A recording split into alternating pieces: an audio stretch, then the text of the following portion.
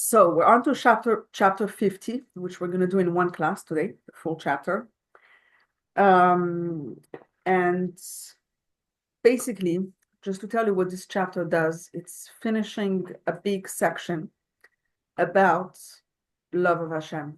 Remember, we spoke about the idea that the main thing is the deed, but then we want the deed to come with the wings. We want a mitzvah to have wings, and the wings are the emotions of love and fear of God. We explored different types of fear of God, and we explored different types of love of God.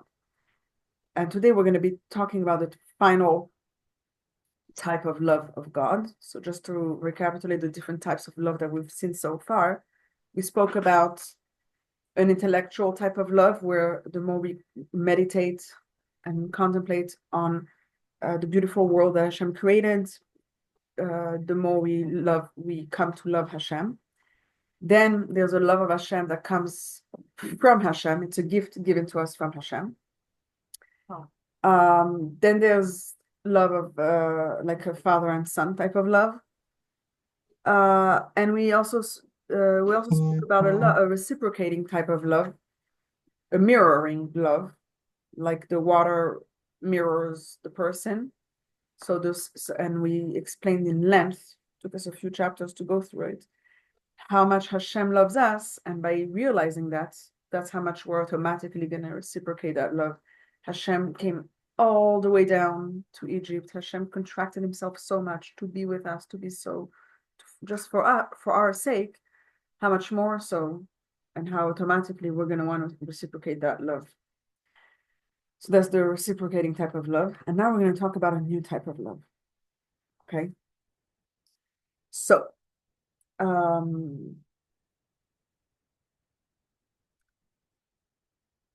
there's we're going to talk about two types of love. Like we're going to contrast a regular love to the new love that we're talking about today. So we're going to have a love called a quiet love, and we're going to versus a love that's like a burning type of love. And we're going to have a few analogies, like a few ways that the Alter Rebbe is going to differentiate between those two types of love. So when a person loves somebody, hello, welcome. You're looking at? Yeah. So when a person loves someone or something, No, don't think it's what anyone. Welcome. No one's going to okay, we're happy to see you.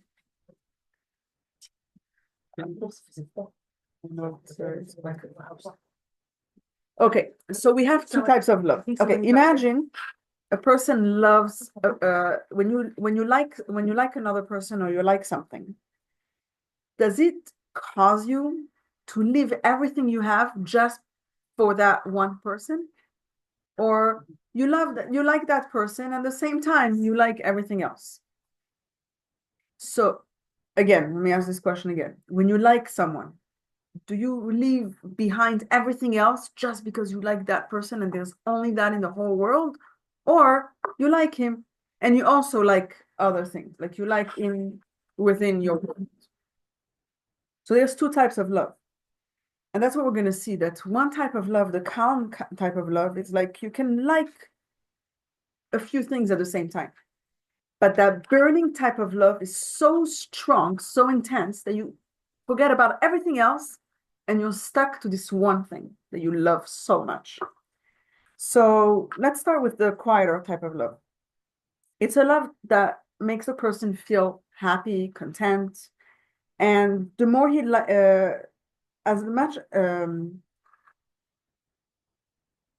the more he likes someone, the more he gets closer to that person, and the more he is motivated to connect with others. Hello, welcome.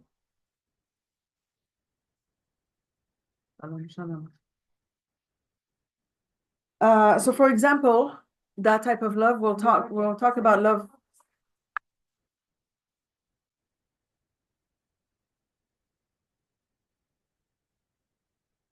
Okay. So let's think of to understand this type of love, let's think of an example of love towards children.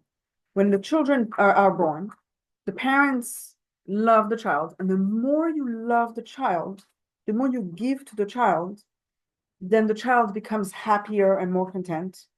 And the more the child is happy from the love, the more the child is going to be successful in his life.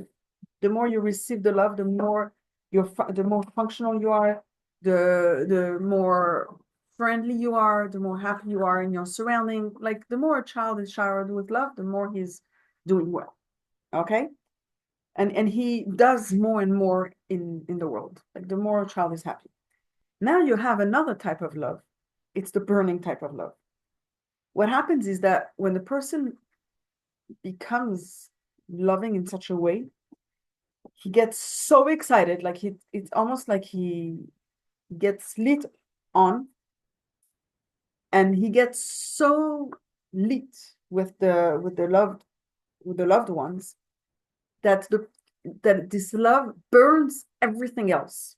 There's only this love is like so intense that it's all about this. There's nothing else in the world, nothing else. He can't love anything else. There's this one lit, exciting love, and he can't enjoy anything else anymore. And that love is so strong that it bothers him from doing regular stuff. Like he's so, and he disconnects from the surrounding. He's not better in his surrounding. He's not better at work. He's disconnected from everything, and he's concentrating only on this love. So that's this burning type of love, is when there's nothing else in the world and there's just this love. That's the burning, intense love. Versus the love that's quiet, that's calmer, and you function better, and it's all good. It's all healthy.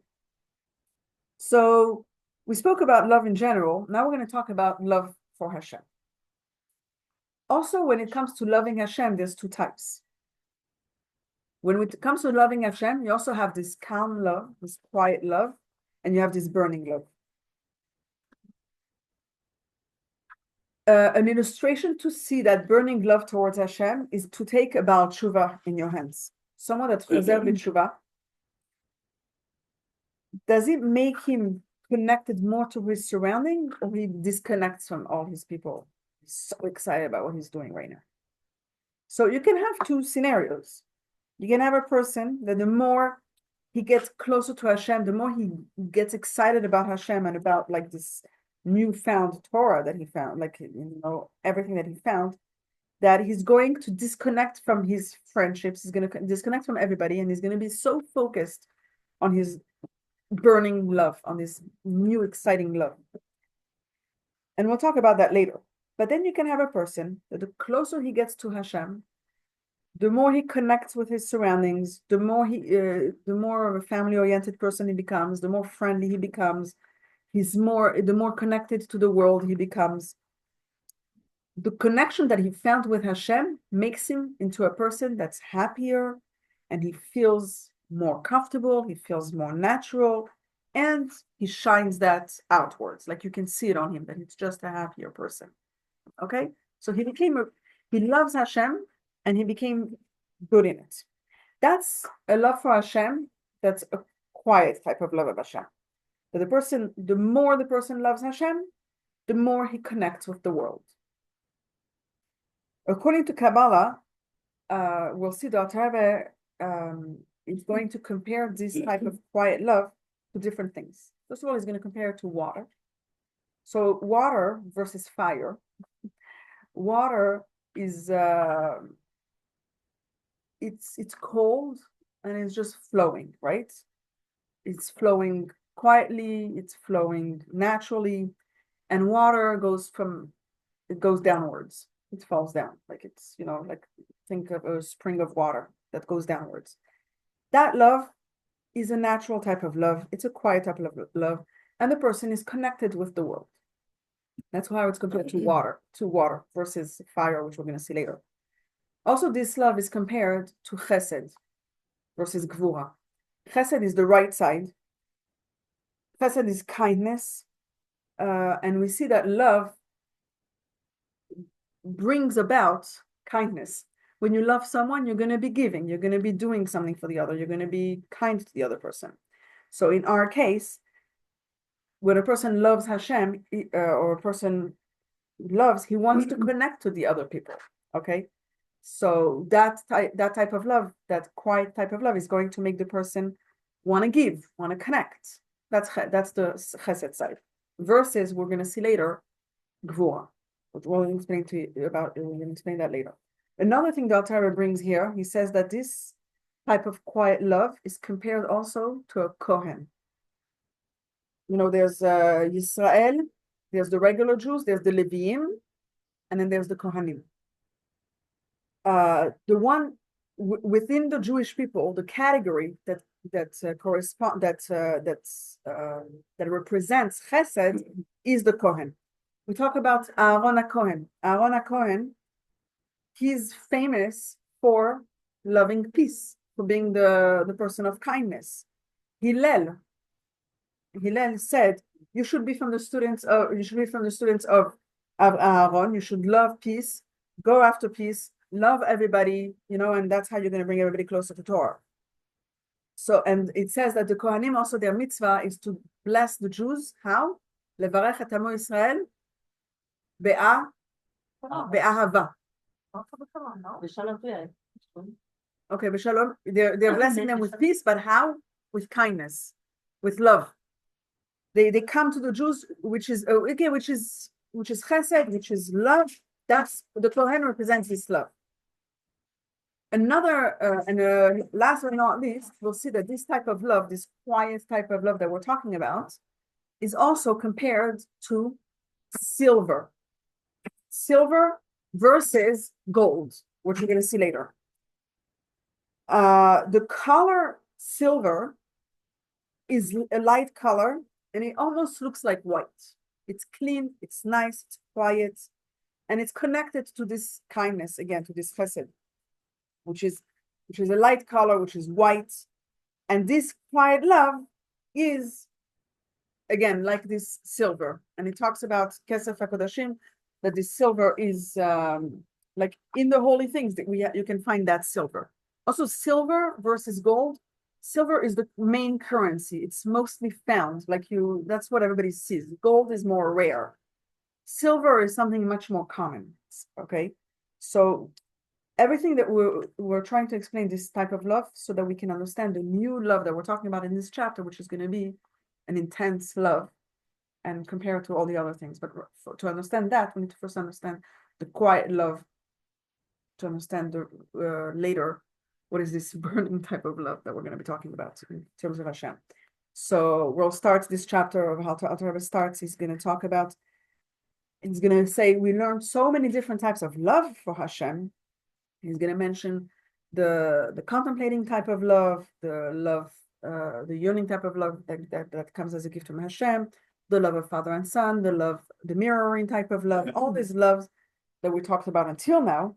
And he say all those loves that we learned till now are all in the category of quiet, calm love, which is going to compare to a Kohen, which is going to compare to chesed, kindness, and it's going to compare it to the silver. Okay? So we're right now described this quiet love, which is all the types of love we learned until now. We're still didn't touch on the love of this chapter, this new one. Okay, so let's look inside.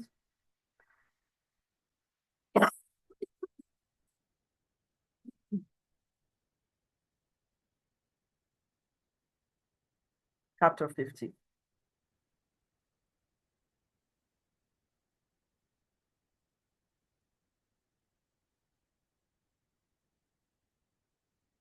All the forms and levels of love mentioned above derive from the right side, from the level of Kohen.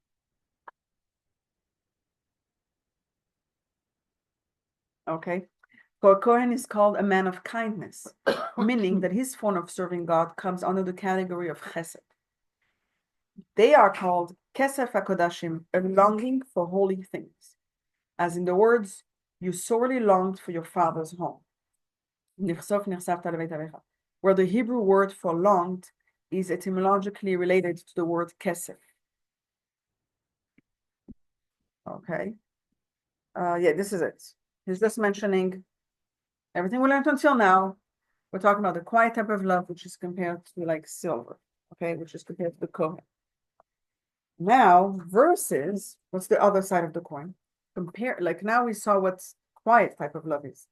Now, versus that, we have a burning type of love. King Solomon, which is the wisest from all people, he's going to say that he's going to compare this type of love to fire. Okay, he says, and he says it in the Song of Songs in Shir Hashirim. So, what's the connection between love and fire? And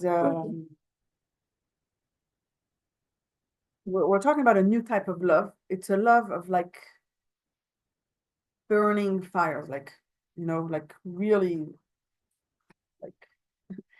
like fire that's like activated type of thing. Okay, so what happens in this type of love?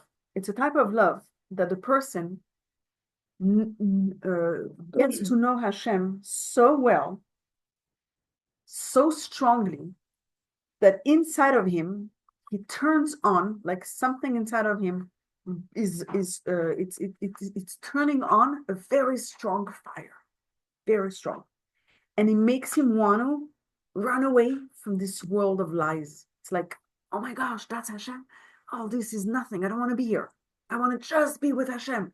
Hashem is everything. And the person feels like running away from this crazy world, and from this world that like represents everything that's not Hashem. He's like, this is all bluff. I don't need any of that. And the love of Hashem is burning inside of him so strong, and to the point that he doesn't like anything else anymore. Everything else becomes nothing, and he can only love Hashem, nothing else. The love for Hashem is burning, that everything else becomes nothing. So that you can have again in a situation where a person is chozer b'tshuva. A person found Hashem, he found that this is the truth, and it makes him feel like running away from his regular life. He's like, till now, my whole life was inside such stupid things, such lies. I don't want to do any of that anymore. I just want to be with the truth. I just want to be with Hashem. And it makes him, and you'll have some Baal Shuvas that look like that, and they literally disconnect from this world, and they have no emotions and no temptations in this world. Like all these pleasures of the world are not interesting to him anymore. Huh? Good. So we'll talk about it. It sounds a little bit extreme, right? Right, and Dr. Abed, you'll see there's something good about it, but we need Burn balance. out from that. Because why do we need balance? Okay, I'm running to the end of the class, because what is the purpose of the world? Is it to just connect to Hashem and forget about this whole world, or to be with Hashem in this physical world? Right. But we still, there's something special about this type of love. So let's understand this love, and then we'll see how to balance it all. So I'm just when you're falling in love, it's like that, that spark. Yeah, it's the burning spark where, like, yes, I said it's a burning type of love. It doesn't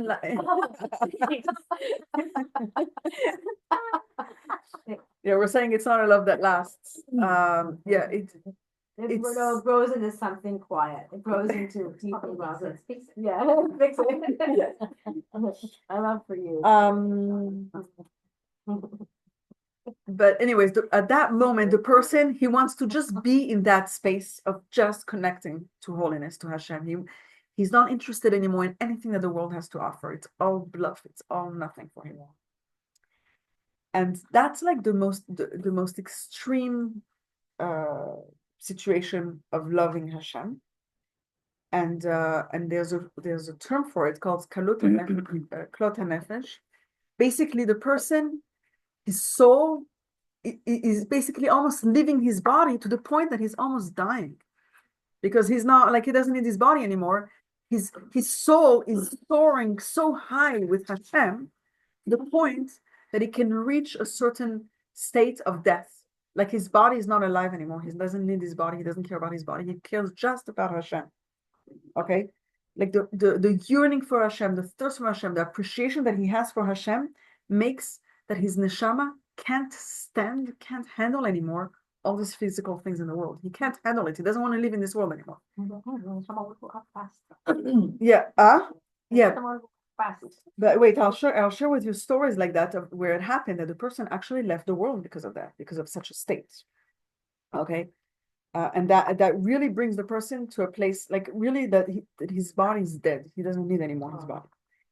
And that's why there's actually a concept called mitat neshika. It's a death that comes like it's called a kissing death. Basically, certain tzaddikim. Oh, shalom, shalom, brucha haba. Certain tzaddikim, when they passed away, the moment that they passed away, they were so close to Hashem that they were so close to Hashem that their bodies were not felt anymore. And that's how they left their body. For example, Moshe Rabbeinu. For example, Aaron HaKohen. They were so close to Hashem that it was automatic that their neshama left their body. It wasn't like something that their body was suffering. Their body was just fine being left alone because the neshama went where it had to. I just want to also share with you two stories, two places in history where we see that these people had such burning love for Hashem, where the soul left the body. We have Nadav and Avihu, the two sons of Aaron. The day that the Mishkan was ready, the day that the Mishkan, the temporary tabernacle was ready, there was an inauguration of the Mishkan, Chanukat Mishkan, and Nadav and Avihu, they went in the Mishkan, they felt Hashem's presence, they sacrificed, like it says that there was like this strange fire, and then they left the world. They died over there. But Aaron's sons? Yeah, Aaron's sons. They died. They went in the temple, they sacrificed something, and they died. What happened over there? Yes, it's told that they sinned and Hashem took their lives. But if you look at deeper, what happened over there is that basically they loved Hashem so much. They were attracted to Hashem in such a strong love that they went inside the Mishkan where they can connect to Hashem in the strongest way, in the closest way possible. And that brought them to a place where their soul left their body because their soul wanted to be with Hashem. And that's what, and that's why they died. And very interestingly, it says about them that they weren't married. The people that behave like that, they're not married because they're not attached to physical things in the world or to physical other people. They're only connected to one love, right? The love is so unique and so strong that there's just that and nothing else. So they were so connected to Hashem, they were not even married. They didn't want to be in this world. They were disconnected from this world. So we have the example of Nadav and Avihu. There's another example of Ben Azai. Ben Azai was a rabbi, like a big chacham, who was very busy with the secrets of the Torah. He was studying the deepest part of the Torah. And it says that he lit up and died. Basically, when he studied those secrets of the Torah, it brought in him this strong fire of love for Hashem, like in a very strong way, to the point that his soul left his body. And it says about him as well that he was also not married. Either he never got married or he got married and divorced, but he wasn't married at the time when he was so connected to Hashem and his neshama left this world. That's to that extent that the person's love Hashem and there's nothing else. It's a burning type of love. Okay? Now, remember we compared the quiet type of love to a few things, and now we're going to see the comparison of this burning type of love. It's not a watery type of love, it's fire. Fire versus water, we said earlier, water comes downwards, water is calm, water is cold. Fire burns everything. Everything else doesn't exist. It's hot. It's like, what's it called? Shaking, like moving, like it's not calm, right? And also it's not going downwards, it's going upwards, okay? It's a love that's burning. It's burning everything that's not in part of this love. Everything that's not in this love is burnt, is gone. It's a very hot type of love with a lot of intensity, and it makes the person go upwards. It doesn't like make him stay here. He's going upwards, from down to up. So we're comparing this type of love, number one, to fire. Number two, we compared the quiet type of love to chesed, which was kindness. Here, we're going to compare this type of love to gvura. Now, gvura, so usually love is connected to kindness and yira, fear of God, is compared to gvura. But over here, we're still within the love, right? It's still love. So we're going to talk about gvura shebechesed. It's a severity within the kindness, because we're still in a love. It's a type of love that is burning, that disconnects the person from his surrounding, okay, and brings him upwards.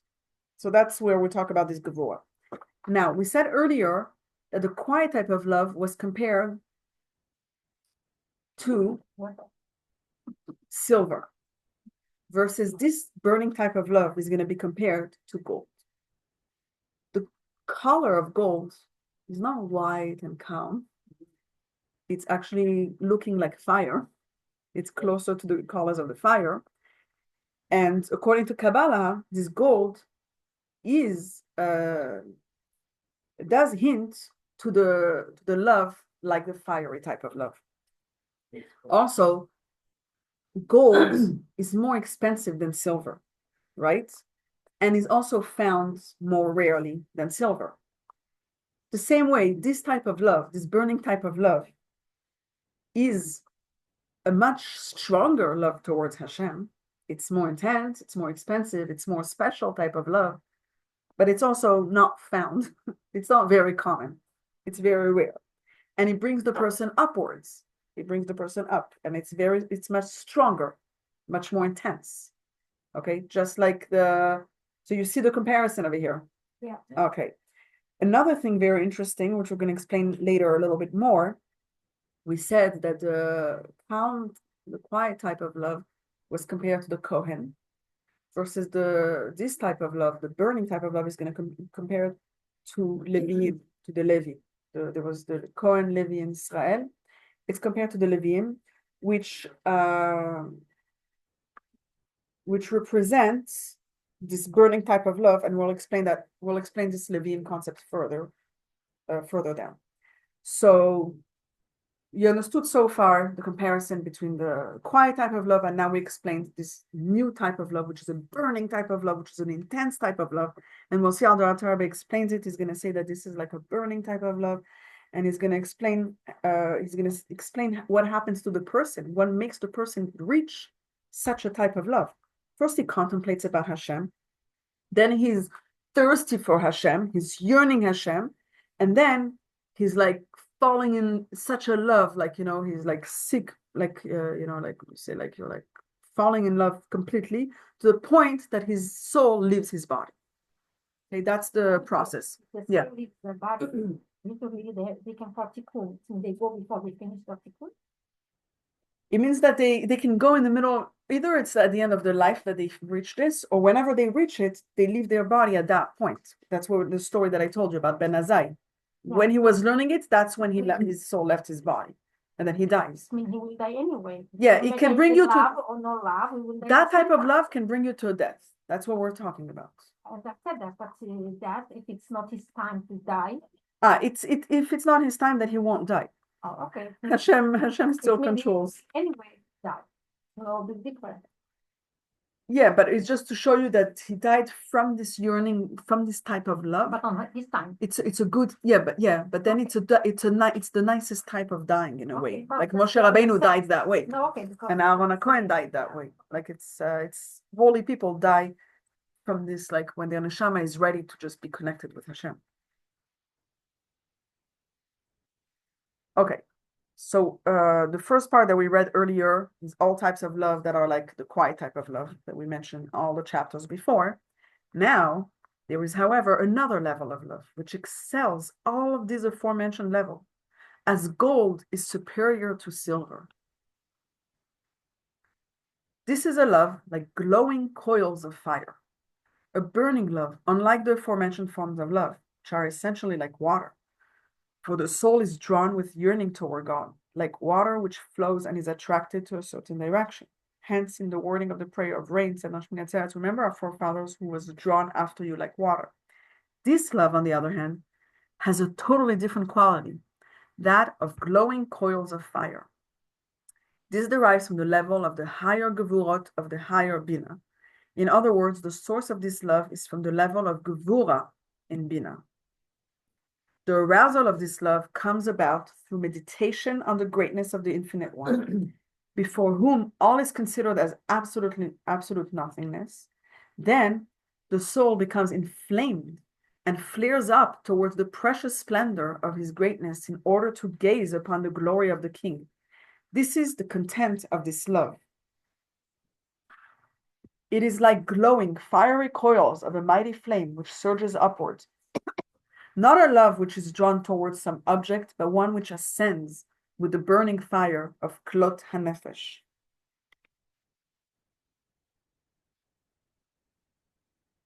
And it strives to be parted from the wick and wood on which it has taken hold. This results from the predominance of the element of divine fire that is in the divine soul, unlike other forms of love which derive from the element of water in the divine soul.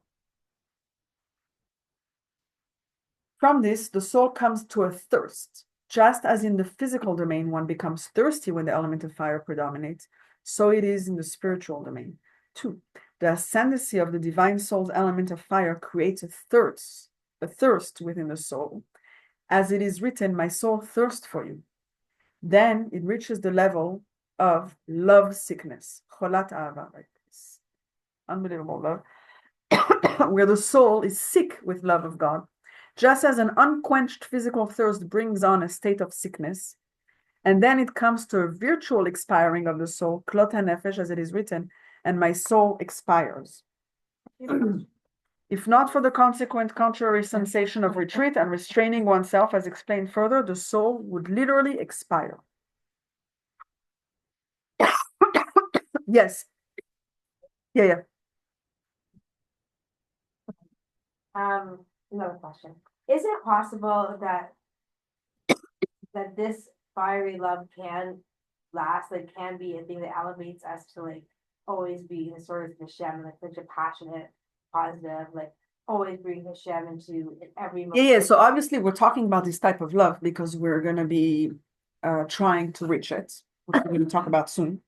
Okay. Like there's something about it. There's something about this love which is very special, and that's why we're mentioning it. Okay. And we're going to try to reach it to a certain extent, of course, while staying attached to the floor. But no, there's definitely something inspiring about this love, and we're saying it's the gold type of love, and we all want to get there somehow. I just want to share a story about the Baal Shem Tov. He once went to doctors he spoke to famous doctors to discuss something about health, about different thing connected to health. And the Baal Shem Tov told the doctors, I have something's missing inside of me. Can you check my pulse and tell me what's my sickness? I'm sick with something. There's something that I'm sick about. Check my pulse. And they and the doctors, they check the pulse of the Baal Shem Tov, and they says, we see that you have something, you have a certain sickness, but we don't know what it is. And the Baal Shem Tov says, of course the doctor doesn't know, because I'm sick with the sickness of love of Hashem, the one that we just mentioned. And that's something that a doctor can't see, can't understand. It's not written, in the books of health and of different sicknesses, but he actually had that type of sickness, which is like this yearning and like there's an emptiness of something that you're yearning for, you're thirsty for Hashem. No, just to show you that it's something that your body feels, your pulse can feel it. Your body, it's inside your body, but it's not something that you can actually, that it's not physically seen, Like, it's physically seen, but the doctors can't understand. Physically tell the spiritual. Okay, now something very, very nice we're going to talk about. We mentioned that this type of love is connected to the Leviim, and it's very interesting. Why is this burning type of love connected to the Leviim? And we see this expressed in something that's very special about the Leviim, which is the singing. The Leviim, their job was, to sing, to play music, okay. And we know that very interestingly, music is the pen of our soul. Something that our soul can't express, like there's something deep inside that we can't express with words, but we can express it with music. And also, very, very interesting also, music can cause the person to go higher, to go to another level. We're able to go, like, somehow, that what we explained about, this type of love, which is like burning, which is like fire. It can go upwards, it goes up. And very interestingly, when you look at songs, especially nigunim, like the Hasidic nigunim, there's songs that are happy songs, and there's songs that are yearning songs. Like they're going to be slower, but it's because there's something deeper going on, something that you're trying to reach. And the Alter Rebbe composed a bunch of, like, the Alter Rebbe himself, the author of the Tanya, composed a few songs, and some of the songs are very like happy songs. We call them Nigunei Simcha, and they'll even have words like Hoshia et Amecha, Uvarech et Mechlatecha, or Ufaratzta Yama Vakema. So you have such songs that are just happy songs, and then you have songs that are yearning songs, like Tzama Lecha Nafshi, Kama Lecha Besari. And you even have songs also that don't have words. Okay, the Ababavot, like whatever. You can really, I'm not gonna go there, but you can really go and see how, like, they really go, they're yearning, like you're trying to reach something. Okay. So and very interestingly, you even have some certain songs that start off with that yearning, and then you reach at the end that joy because you found it. Okay, like it kind of, there's a progress in the song. And what are those songs expressing? They're expressing exactly what we're trying to do here. And on one hand, we're thirsty for Hashem. We're trying to go upwards towards Hashem. We're like, our neshama wants to reach Hashem, and at the same time, and at the same time, so you're going one way, like you're going there, but at the same time, you want to stay here. Like we're not, like, the reason, like, at the end that we're happy is that we're content where we are. And basically, okay, let me tell you why those songs can have both, or sometimes you have songs that are just one. Basically, the songs that are yearning is where you're trying to go upwards, and the songs that you're happy, you're kind of staying down here, and you're like just content where you are. Okay, it's kind of expressing, kind of going downwards, like the water, right? Or connected to the world, connected to this physical world. You're just happy here. You're dancing on the floor. And it sounds like it's contradictory, but really we have both at the same time. And some songs will have both at the same time, because really that's the message of the Alter Rebbe.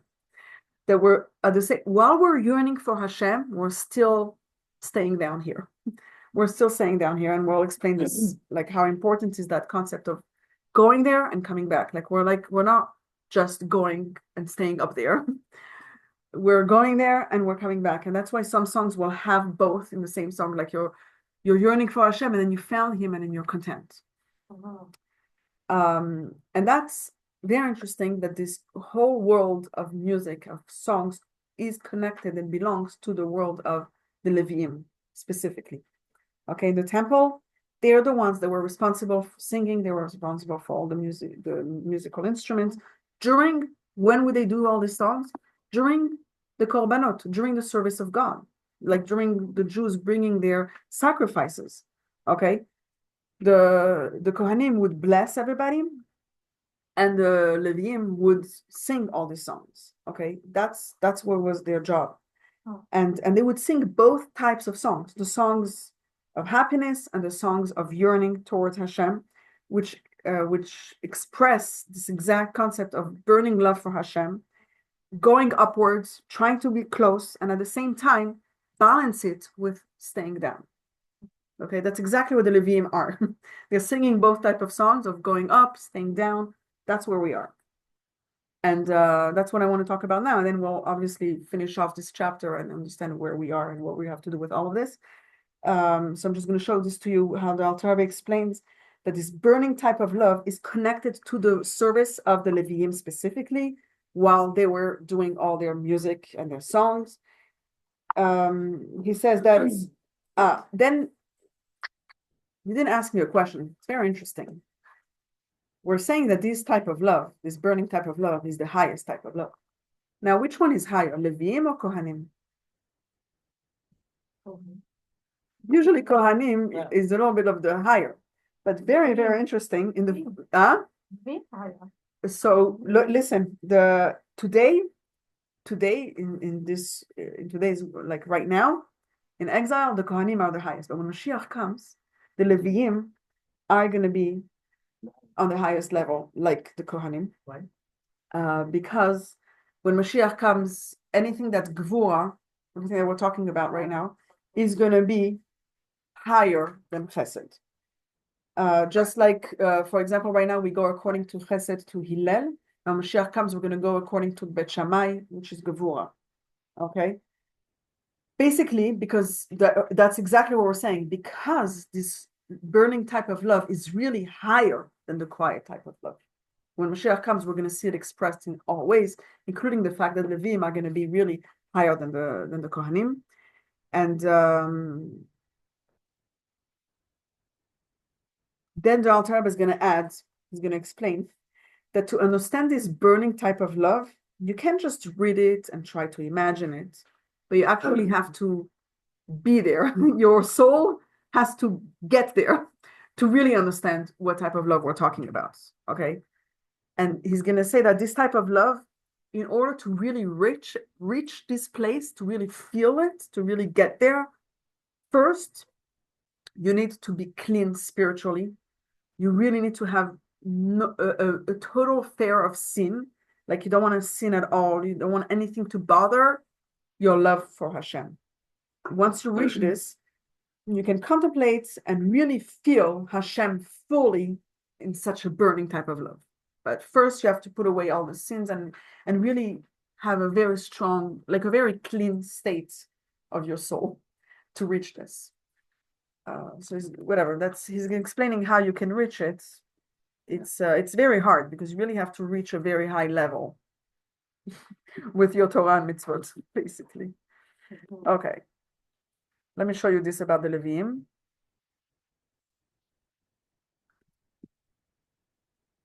From here, from the level of the higher Gvurot of the higher Binah is derived the source of the divine service of the Leviim below in this world. In the future, when the world will be elevated, they will be the Kohanim. Unlike now, when the Leviim are secondary to them, as it is written, they shall accompany you and serve you. As our master, Rabbi Levi Yitzhak Luria of blessed memory, commented on the verse, but the Kohanim, the Leviim of today will become the Kohanim in the future. The Leviim service of God was to raise their voice in melody and thanksgiving with song and music, tunefulness and harmony. Music characteristically combines varied and even opposite moods, some serious, stemming from Gvura, and others happy, stemming from Chesed. Their music progressed in a manner of advance and retreat. Ratzo, literally running, and Shov, returning. Remember, there's like the two ways. This echoed their form of service, of serving God, the headlong advance towards Klot HaNefesh and the restraint, retreat, and return from that point. Well, I hope I didn't pass on my cough. No. Okay. Such is the nature in this intense love. Drink water. Give her water. Give her. Yeah. Such is the nature of this intense love, like a flame that flashes out of the bazak, as is mentioned in the Gemara. It is impossible to explain. Okay, listen. He says you can't understand it with words. It is impossible to explain this subject clearly in writing. Yet every person with a feeling heart, who has perfection of heart, who is understanding, is that he uses his faculty of bina and intelligent in grasping a subject by using his faculty of chokhmah, and dwells deeply to attach his mind and understanding to God by using his faculty of that, will find the goodness and light concealed within this intelligent soul, each according to his capacity.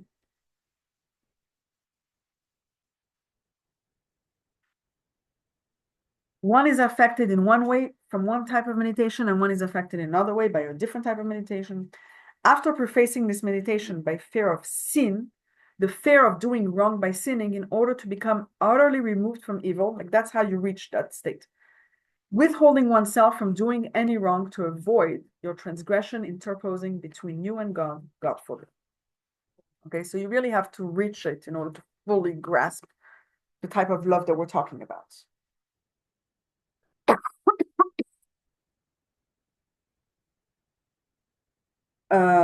Okay, to understand also what type of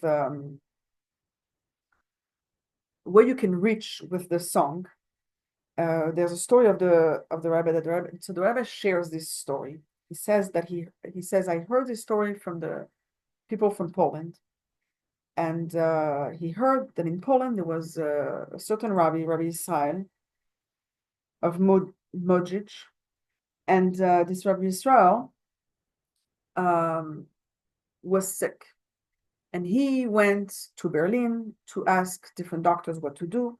And they told him that in your case, Rabbi Israel, you need to have surgery, but your heart is so weak that we don't know if you can manage the surgery, like if we can do the surgery on you.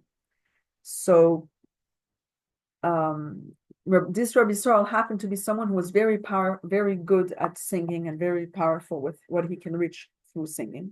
So when he heard what the doctor said, he says, you know what? Wait, I'm going to do some singing. And I'm going to go very deep. Like it's going to reach to a certain state, the point that I'm not going to feel. Basically, I'm going to go into an anesthesia on my own. So he sang, and he was so, he reached such a level of of enjoyment through his song that he didn't feel anymore what was going on. Like he didn't feel his body anymore. And they were able to do the surgery on him without a problem. And he didn't feel anything. And that's what happens. Like he really, like you can really reach a very deep level with the singing. And the Rebbe shares this story, and the Rebbe adds, we see that even today, you can basically, any person, like if a Jew, if he's going very deep spiritually, like you can reach this level where you can enjoy something spiritually so strong that you're not even going to feel like what's happening. Like basically it's something that's reachable. You can really go into a state, a very deep spiritual state where it can really affect your body. So that's the power of nigunim, the power of singing, the power of our soul. So we learned today a lot about this new type of love, which is a fiery type of love. Like you're getting to know a little bit this type of love. And what's happening is that it's making our soul, that type of love, the soul is kind of leaving the body and going so high. And the problem is that the person is yearning for Hashem and is so thirsty, so strongly, he's burning love for Hashem, that if your neshama leaves your body and you're such a high state, you're not even going to be able to do Torah and mitzvot. Like that's where you're going to, right? So the thirst that you have for Hashem is not making you reach doing a mitzvah. And you're disconnected from this physical world. What's the point? That's what happened to those people that were like so close to Hashem and their neshama left their body. Like you can be very, very spiritual and very, very high, but the whole purpose of the world, we know, is to do a mitzvah, is to do something in this physical world. And if the person is such a high level and his soul leaves the body, it can almost be considered like a sin, like because he didn't accomplish a mitzvah. Hashem didn't bring us here in this world, didn't bring our neshama into our body, into this physical world for us to leave this world. That's not what Hashem wants. He doesn't want us to commit suicide. He wants us to be here and do mitzvot here. He wants us to purify this physical world, to bring godliness in this physical world. That's what Hashem wants. We know that's the purpose of the world. That's what we're learning all along here. The whole purpose is to do a mitzvah with those emotions.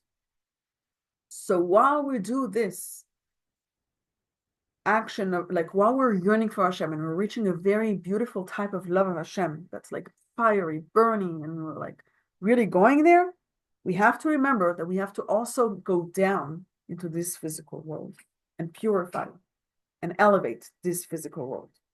Okay, it's very, very important. That's, and the Alter was saying this now, like it's like this is beautiful type of love, but not like that. You have to go and also be connected down here. You have to have both. We must have that balance. When a person feels, if you get to an emotion where you feel like you want to leave this world and go so high and elevate yourself so high, that's a very high, very, very high will. And it's very important and very beautiful and very spiritual. But at the same time, we have to remember, what does Hashem want from me? Hashem just wants me to be connected to him like that, or he wants me to bring godliness into this physical world. Remember, what does Hashem want from me? I'm connected to Hashem, but what does Hashem want from me? Hashem wants for me to be here in this physical world and do a mitzvah in this physical world. So it's so important to have that balance of, yes, yearning for Hashem, love Hashem, do anything Hashem wants, and at the same time, remember, what does Hashem want for me to do in this physical world? Okay? And we have such beautiful examples. Really, that's really what Judaism is all about. Okay, then on one hand, the Torah is bringing us on a very high spiritual level, and we want to be connected to Hashem. But on the other hand, Judaism doesn't let us disconnect from this physical world. It's telling us connect this physical world in this physical reality. Okay. And that's why in the highest moment in history, which was actually the giving of the Torah at Mount Sinai, on one hand, Hashem spoke the highest words, like the most elevated type of words. He says, I am your God. Hashem himself said those words. It was the highest word that I can imagine. But at the same time, Hashem spoke the lowest type of words. Don't kill. So it's like at a high, like, and that's what Judaism is all about. That's what Hashem wants from us. He wants us to be also very elevated and also think about him, think about spirituality, think about Hashem, but at the same time be in this physical world. And we can see this in we have examples in history that we can learn from. We have Rabbi Akiva. Rabbi Akiva, he really wanted to connect to Hashem. He wanted so much to give up his whole life just to learn Torah, just to be closer to Hashem. He left his wife, his family, right after he got married, for 24 years just to study Torah. But at the same, but it's not like, you remember the one that we spoke about earlier, Azai, he wasn't married. No, he did get married. He did leave her and want to learn Torah, but he came back. He came back to his wife. He went and got very high, got very close to Hashem, but he came back to his wife. Yes. Remember what she does when she said, huh? But you remember what she does when he gets back? Yes, she said him and all this. She sends him off again to learn more, right? She sends him off after Rabbi Akiva. Go back. She says, doesn't she? She sends him back to learn more. Possibly, yeah. I don't. Maybe that's not the Rabbi. No, she did give him permission to leave. She wanted him to study Torah. Like, okay, of course it was like with her involved, but the point is that at the end of the 24 years, he did come back to her. There's this concept of going very high, but still coming back in this world, not living completely and just like. There's nothing else but Hashem. There's both. Okay. We have another very interesting example is Rabbi Shimon Bar Yochai. He's like a very high Kabbalist. What happened to him? He was in a cave with his son and studied Torah, studied Kabbalah for 12 years. Wow. Barely ate, barely like needed to change clothes, nothing, like whatever, just learning Torah, connected to Hashem.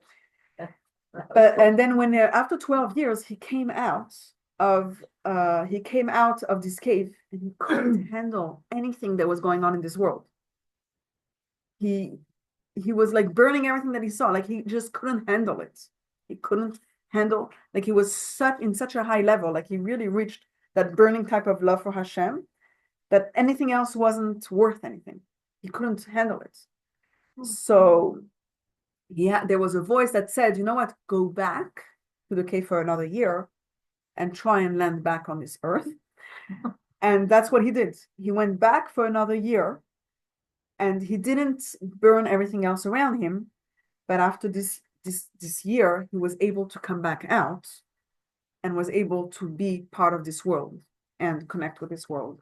And I think he get out and he saw. he saw a person carrying. So No, like, in the beginning he couldn't. with, Yeah. this life. So how come you leave in the world? For what, like, by the reason? Then he saw when he so at the end of that year he saw somebody carrying two plants, whatever hadassim, and he said that this one is for Zachor, one is for Shamor. He basically saw the connection between those things, that you use those physical things in this world to serve Hashem, to keep Shabbat, to sanctify the world. Like he was able to see these physical things and serve Hashem with those physical things. But after the 12 years that originally he wasn't able to. But the point is that what we learn from Yaakov and we learn from Shimon Bar Yochai is that yes, elevate yourself, go very high spiritually, but at the same time balance it and be connected to this physical world. Okay. So the Alter Rebbe is going to bring from Pirkei Avot a verse that says that against your will you live and against your will you will die. And we see that apparently this is like a total contradiction. If the person is alive against his will, that means that he wants to die. If the person is dead against his will, that means that he wants to live.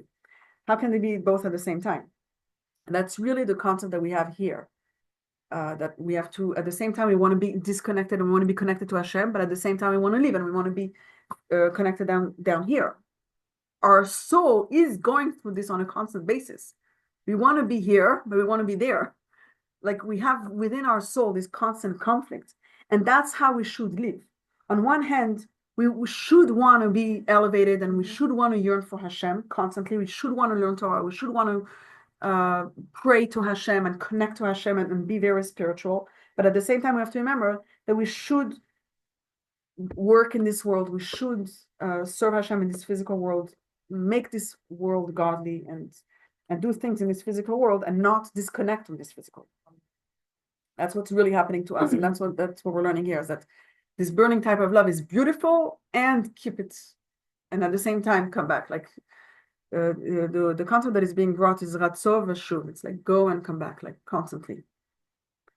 So the Alter Rebbe is explaining that when a person has this type of fiery type of love that wants him, that can cause the person to completely disconnect from this world, he shouldn't completely disconnect from this world. He should remember that he needs to do also come back to this world and do Torah mitzvot in this physical world.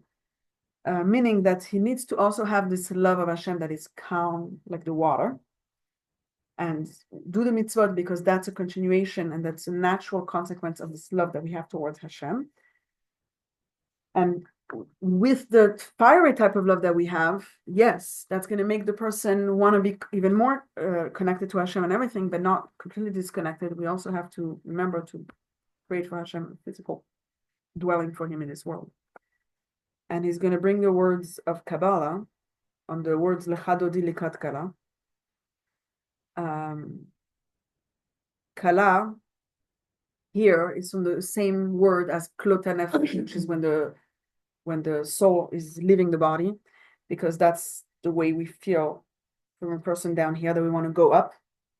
But then it says Dodi, Lecha Dodi, Dodi is Hashem revealing himself to us that comes from above. And we're asking Hashem that at the same time that we are yearning for him, he's also coming down here. So it's like Lecha Dodi Levat Kala is the same concept again as we're trying to yearn very high above, but Hashem is coming down here. So we have this coming back and forth, basically. Okay, you'll see a little bit of all this concept that we spoke about in this last part of the Tanya today.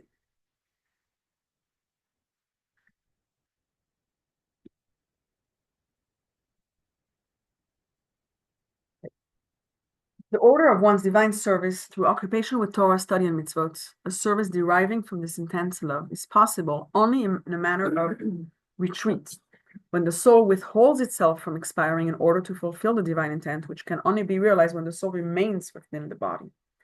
As is it written in Sefer Yetzirah, if your heart hastens, return to one.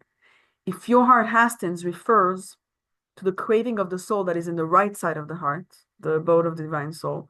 When this craving predominates and bursts into flame and glows in such rapture that the soul is consumed with a desire, klot hanefesh, to pour itself out into the embrace of his Father, its source, who gives one life, and to leave its confinement of the corporeal and physical body to attach itself to him, blessed be he. Then one must take to heart the teaching of our sages of blessed memory. Despite yourself, you must live. Like against your will, you must live.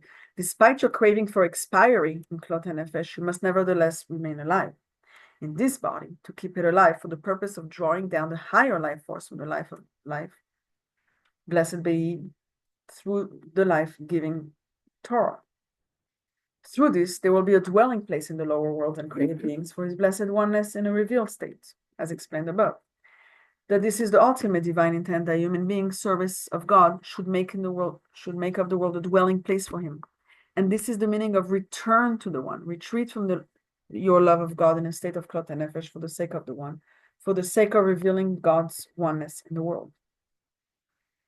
And, as is explained in the Holy Zohar, that there must be one in one, meaning that the unity which is hidden, the one of a higher spiritual world or level, shall become an aspect of the revealed world, becoming manifest in the oneness of a lower world or level. And this is the meaning of the text, Lecha Dodi, come, my beloved, to meet the bride, Kala, denoting klot hanefesh, Kala, and klot being etymologically related.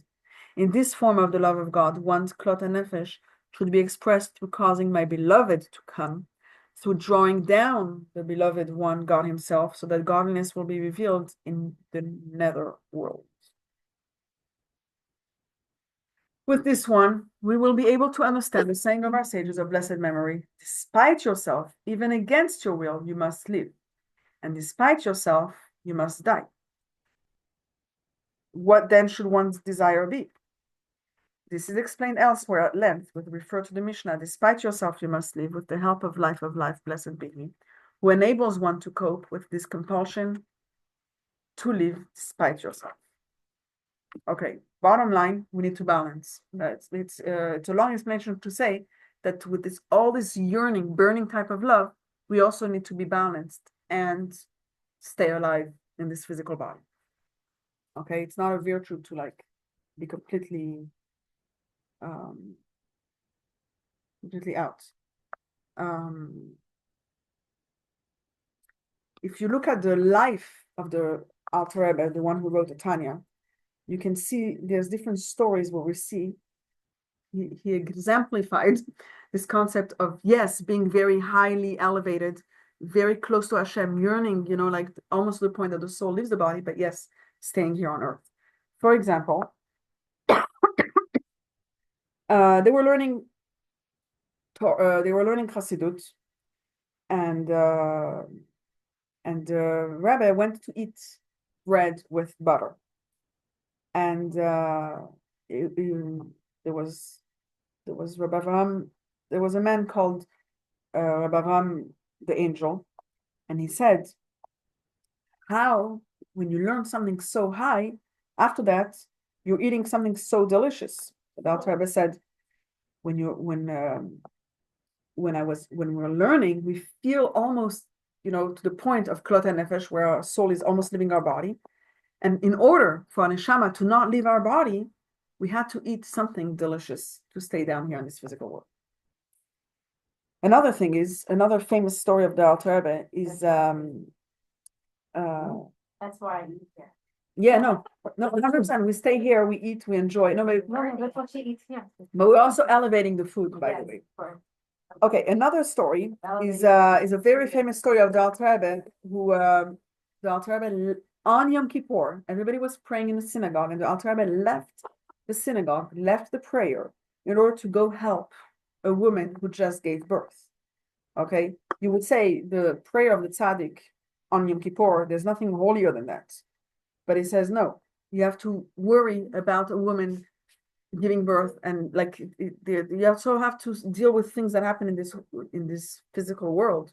For that, he left the holiest time and the holiest thing that he was doing, which to do something else that was holy. Another story is his son. The Mittler Rebbe was learning, and there was a baby in the room sleeping, and they were learning, and the son of the Alter, so the Alter Rebbe was a grandfather, and his son is learning, and in the middle, the baby's crying, like the baby apparently fell off the bed, cried, and the son of the Alter Rebbe was learning and didn't even hear the baby's cry, and the Alter Rebbe says, and the Alter Rebbe was in another room and he heard it. And the Alter Rebbe was somewhere else and he heard the baby cry. He went to the baby and picked up the baby and he told his son, doesn't matter what you're doing. Even if you're in the highest place, your soul is like almost leaving your body because you're like learning such deep things in Torah, you still have to hear the cry of a child. And actually, I heard somebody speak that a cry of a child doesn't mean just a cry of a baby, but it's even a cry of our adult children, our teenage children. Sometimes we can think we're so holy and we're doing such great things, but sometimes it's also important to also hear and be there for our children. Like that's also staying down here in this world. Yeah. Hear your children, hear the cry of your child, no matter what, no matter when. Okay, so to summarize what we learned today, we spoke about a lot of different types of love in all the chapters until now. They were all like silver, okay, like kindness and everything. And all of them can be done, down here in this physical world. But now we learned about this new type of love, which is in the type of gold, which is like a burning fire, a fire that will make the soul want to leave the body, like so fiery, and there's nothing else in the world. And we said that that's like the Leviim that come from this. It's concept of Gvura, and that's why the Leviim were doing all their work with singing, because with songs you can have also the happiness and also the yearning, which is exactly teaching what the author was trying to teach us, that you need to have both, also going up and also staying down. And when we talk about this love, there's also two parts to this love. On one hand, yes, my heart, my soul is on fire, and I love Hashem so much, and it makes my soul feel like it wants to leave my body. That's called klot hanefesh, is when the soul almost wants to leave my body. But at the same time, we have to remember that we have a purpose down here in this world, and we cannot completely have our soul leave our body. We need to stay here and affect this physical world. So the real lesson that we learned from today is that we also have to have that balance in our life. So we're very good at staying in this physical world and eating good food, but we also have to have a will to want to have a yearning for the spiritual things in the world. We want to always find an extra opportunity to study Torah, an extra opportunity to pray, to disconnect from the physical things in this world. Like we should yearn for that and realize that this is where the truth is. I want to connect with Hashem completely. I would love to. And at the same time, I need to live in this physical world. And I should enjoy this physical world, and I should use this physical world to bring all this to holiness. This physical world, I should bring it up to holy things. And here we're finishing this whole section on different types of love towards Hashem. And